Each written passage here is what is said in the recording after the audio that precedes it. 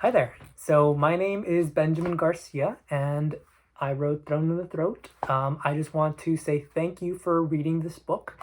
It means a lot to me that you would engage with it and ask these great questions. So I'm going to do my best to try to answer those. So Lindsay asks, much of Thrown in the Throat is packed with humor and irony, particularly in the ode poems. I laughed out loud at "But What an Asshole Scientist" in Ode to the Corpse Flower. What were some of the challenges you encountered when using humor or irony to explore sexuality and gender? So I guess maybe the biggest question that I would always have is, is this funny? Am I funny? And so I think being honest with myself about whether something might be funny or not was one of the big challenges, and sort of cutting out things that maybe I thought were amusing but not necessarily funny. So I think that was one of the big challenges. Another one was, is this an appropriate place to be funny? Why am I being funny here? Is this changing the tone? Is it conflicting with another tone? Is that creating something new? So sometimes not just is this funny, but why should it be funny here in this particular section of this poem or whatever? But probably the biggest challenge was figuring out what I was making fun of. So especially when we're talking about sexuality and gender, I wanted to make sure that I wasn't reinforcing structures that are in place that I'm trying to critique, that, I'm not punching down. And so sometimes that was maybe the biggest challenge that I tried to be conscious of when I was making these poems. So an example of this is like in the ode poem, it ends with "Queen me, bitch," which isn't necessarily a joke or humor, but I think has an element of complexity, and humor is part of that complexity. And so I had to think of, like, why is it okay for me to use bitch? Why do I think that it's appropriate for me to use that word? It's a word that's rooted in misogyny, a word that's used against women especially, and a word that's been used against me, that, even though I'm not a woman, that I've been called bitch because I resemble a woman, or I'm, according to some macho guy, I'm acting like a woman, and so being called a bitch is part of my experience. And I wanted to do something to sort of push back, to reclaim something, sort of take a weapon away from an attacker. And so that's sort of why I came to be okay with it. And part of why, like, even in that line, "Queen me, bitch," it doesn't have a comma. It's not, if you read it out loud, it sounds like I'm calling the other person a bitch, like "Queen me, bitch," or "you bitch," but there's actually no comma in those three words, "Queen me, bitch." And part of it for me was, I wanted to have this list of words that had sort of equal value. And so it's me in between queen and bitch, that I could be all three of these, that I could wear the insult bitch like a crown. And so that's sort of, because I was wrestling with those ideas, then, I eventually wrote this poem, which is the language in question, and it starts off with, "He has a mouth on him. Yes, bitch." And so in that, when I am using the word bitch, but it's because I've done something to sort of try to set that up, so that it's not just there standing on its own, but also because then it goes on, like this poem, the language in question poem, that one goes on to sort of explore why is it okay, or why am I using these words? Do certain words belong in poems? Is it okay to have them in there? And especially for like pearl clutching audience members, it was a way for me to be like, to assert I'm doing this, and if I'm gonna do it, I'm gonna go all the way. And so definitely there's more humor in this poem, and it explores that. And I think that humor, can also break tension, can complicate something. So you can be talking about something very serious, but then there can be elements of humor in it, around it, and they can complement each other. Sometimes even in like the conflict, there can be something new, interesting created. So Justin asks, in Thrown in the Throat, the use of time-honored form and structure forges determinate focus on your intention. So what are your views on form and adventurous patterns in poetry, and how do those opinions shape your work? So what are my views on form and pattern? So I think form is really fun. It's something that I enjoy, even if I, don't always want to write in form. I think that it's a really, really helpful tool. Oftentimes if I write something and it's in like free verse and I'm not sure what the poem is or where it's going, putting it in form is a really great way of revising. So like if I have a page and a half, and I have to condense that now down to 14 lines. Maybe I don't make it all the way down to 14, but it really forces me to choose like what's important here and what's not, and condense in a way that can really enhance the poem. Or maybe in doing that, I notice like, actually this needs to be expanded. I can't make it smaller. I have to make it larger and explore it in different ways. So it can be a really, really helpful tool for figuring out what your poem is trying to do, what it's trying to be. I think that, again, form is just fun for me. I think there's something really like game-like about, a sonnet or a sestina, recognizing patterns and seeing them, and then having one of them be completed is kind of like a little light bulb goes off in my head, because we have like expectation and then a meeting of that expectation, and we see that. And so part of that is what I enjoy about form and patterns. And then sometimes breaking those patterns can be just as interesting. If we are following this way of working, if we do something to subvert that, why did it change all of a sudden? Is that a way of creating even more meaning? So I find form to just be incredibly helpful, and again, can just be fun. Even if I don't really publish sonnets, it's kind of interesting to see what can happen.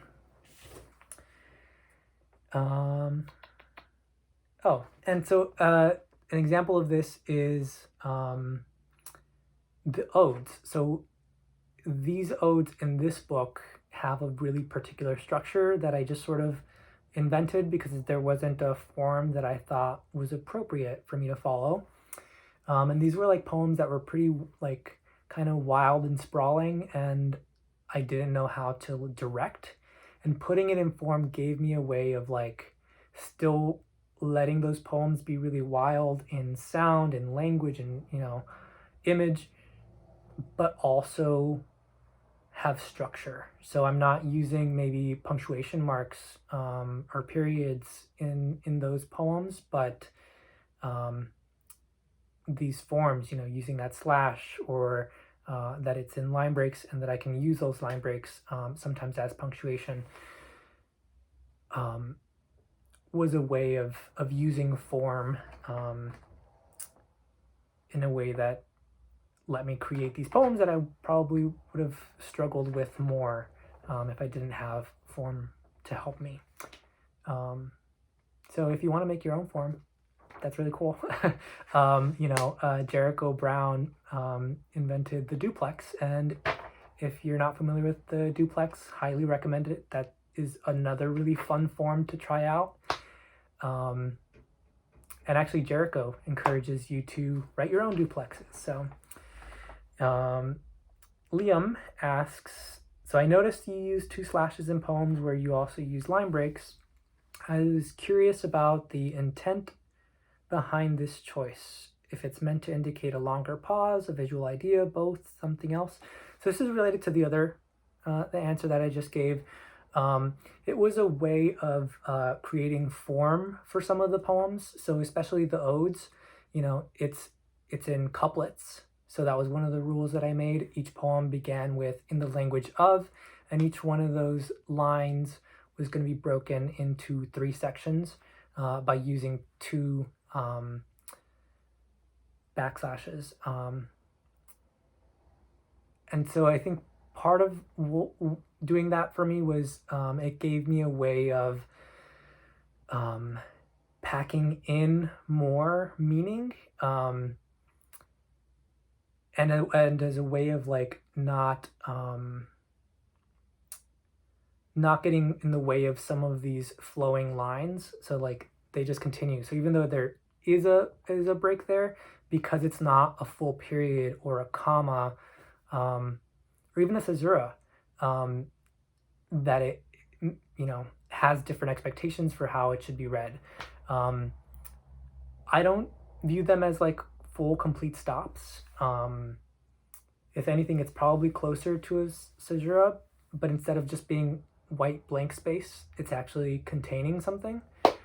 And when I'm reading them out loud, especially the ode poems, I find myself, it gives me like a half breath that I need to be able to get through the next section. So oftentimes they're in places where I can kind of, as I'm reading them out loud, breathe in so that I can continue reading. And as a visual idea, yeah, there was I could say a lot about what I think about them in terms of what they represent, but I do have like associations with them as with queer writers. So Danez Smith is someone who uses them. Christopher Loma Soto uses them, and there's a few others. So it felt like I was participating in a tradition. Also because it's become pretty common, especially in places like Twitter, in a bio, separating different sections of a person's bio with these slashes. So it's something that wasn't, completely out of the blue, and that I found visually interesting. So Liam, many of your poems have contemporary references. In The Great Glass Closet, you reference Harry Potter, X-Men, Alison Bechdel, and the voice of Dr. Dolittle. Are you worried that these references will date your work later, or does that concern you? I love this question. So I think there was a time when it would have concerned me that using those references would date the poems. I don't worry about that as much anymore. Part of that is because the reason I had it in my head that using those references would date my work is because in workshop, I would hear that, hey, if you're using all of these things, nobody's going to know what you were referring to in 3 years, in 10 years. And I mean, I don't know, like, first of all, that's really, assumes a lot. Like, hopefully I'm still being read in 10 years. That'd be cool. And then hopefully if, people are reading me, they get those references. And if they don't, they have the internet. They can Google search. They can, look some of that stuff up. So I'm okay with leaving some work to a reader.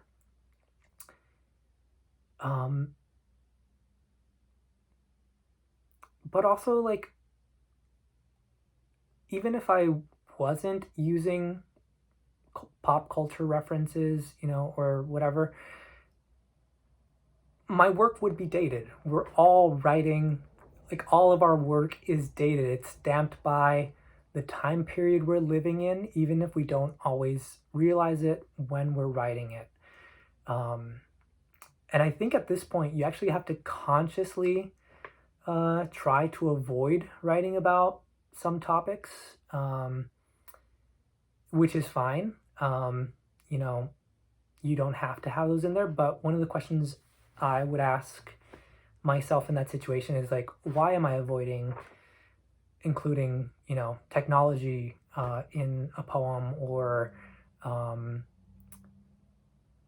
artists that are popular in the moment, or like whatever.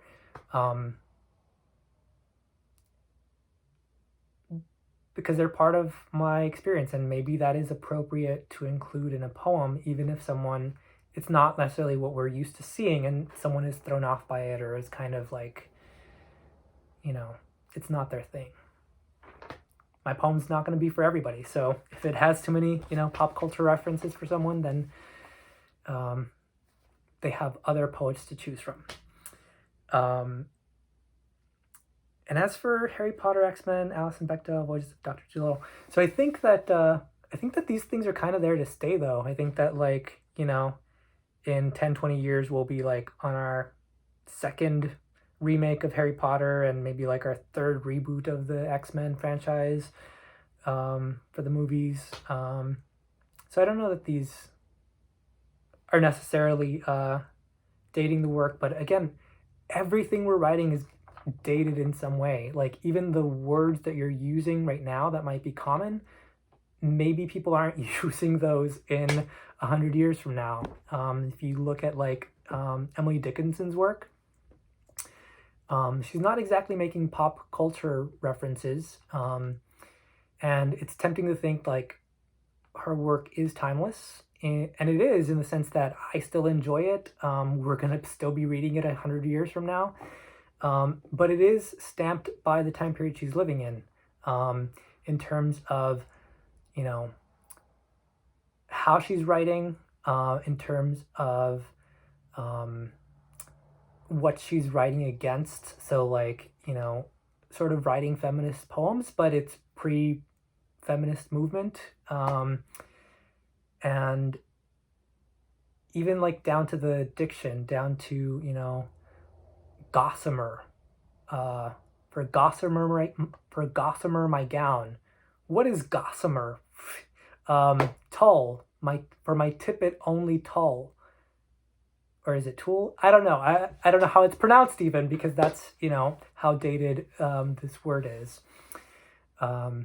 So write the poems you want to write.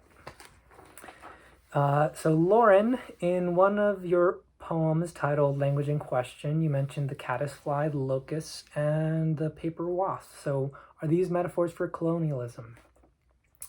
Yes, I do think of them as metaphors for colonialism, especially locusts. So sort of like this unceasing hunger that just sort of takes and takes and takes. Not just colonialism, but that, like, English seems to be like a very consuming language. It quickly adopts words from other languages to the point that we don't recognize them as being from another language. So like in that poem specifically, I'm using some words in there that, English has eaten from other languages, has borrowed. But I also think of these images as more like the caddisfly and the paper wasp, as beings that are making use of what's around them.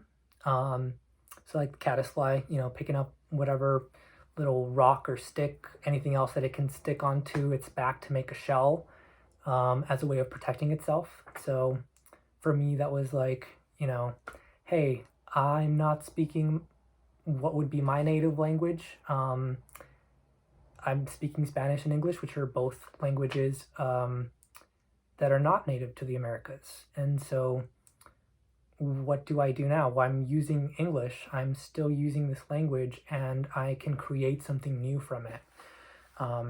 Sometimes that can be a protective thing. Same thing with paper wasp, taking something from someone else's home and making your own from it. Emily. So Emily, in Averting the Gaze, you decided to go without capitalization and punctuation. Were there any specific things about this poem that led you to make this choice in particular? Yeah, so in Averting the Gaze, there's no punctuation marks, and even though this poem is not in like a traditional form, I considered it to be in a form because I wanted the lines to kind of, and the experience of reading it to reflect the experience of, an archaeologist looking at a scene in Pompeii and trying to put ideas together. Like, hey, how did these things all fit together? Where does one thing end and another thing begin? So I was thinking of like language and archaeology as two things sort of working together in that poem, or being in relationship to each other. And like specifically to be a little bit clearer, this poem is talking about what used to be these two people who were preserved by the ash of a volcano, and they're huddled together, and they used to be referred to as the two maidens, and it was just assumed that it was like a woman and a woman. I think at some point they thought it was a man and a woman because they were, one of them was laying down on their back, and the other one is sort of cuddling with their head on someone's on their chest. And like, even in something that we think doesn't contain patriarchal structures or other biases that we may have, science is supposed to be free from those things, but it's not, because the archaeologists who are studying this also have their own perspective, so it's not entirely unbiased. And what that means is, initially they thought it was a man and a woman, because most likely, statistically, probably, it's more likely that it would be a man and a woman. But that precluded the idea of that it might be someone else. And so then they did some studies, and they were like, well, they're kind of like smaller bodies, so maybe they're two maidens, or it's a woman and a woman. And that's because that was a more acceptable idea than to have a man and a man. Like, why did we not think of that before? Why was that not a possibility? And part of that has to do with, again, like just the biases that we have, which shape how we think, and can be really insidious, and we don't necessarily always notice them. So I wanted reading the sentences in this poem to be kind of like that. You're putting a little bit of a puzzle together. And so Paula asks, so I love the rawness in the language in the poem Huitlacoche. Many poets shy away from language that might make the reader uncomfortable. How do you overcome the fear of making folks uncomfortable? Yeah, I mean, so that is something that I wrestled with, and part of what helped me through that was writing poems that sort of gave me that permission, gave me that confidence. So the Language in Question poem that I mentioned before is one of those. It like acknowledges, yeah, there's going to be people who say these words are not for poems, we can't use them, but I use those words in my everyday life. Like, why can't they be part of a poem?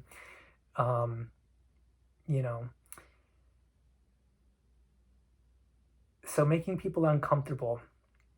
I mean, again, I did want to be mindful of my audience and who I was reaching out to and who I wanted to be in conversation with. And so as long as I was not being offensive to, again, the communities that I'm speaking to, I didn't really care if someone outside of these groups is offended by them or is uncomfortable. And I really appreciate the word uncomfortable, because I think that sometimes learning is uncomfortable. And that's okay. So I think being uncomfortable is not a bad thing necessarily. We may avoid it, but I think we have to become more comfortable with being uncomfortable. Because a lot of the conversations that I've had that have been really difficult when it comes to race or gender haven't really been comfortable. And if we just avoid what makes us uncomfortable, then we won't necessarily discuss things that need to be discussed.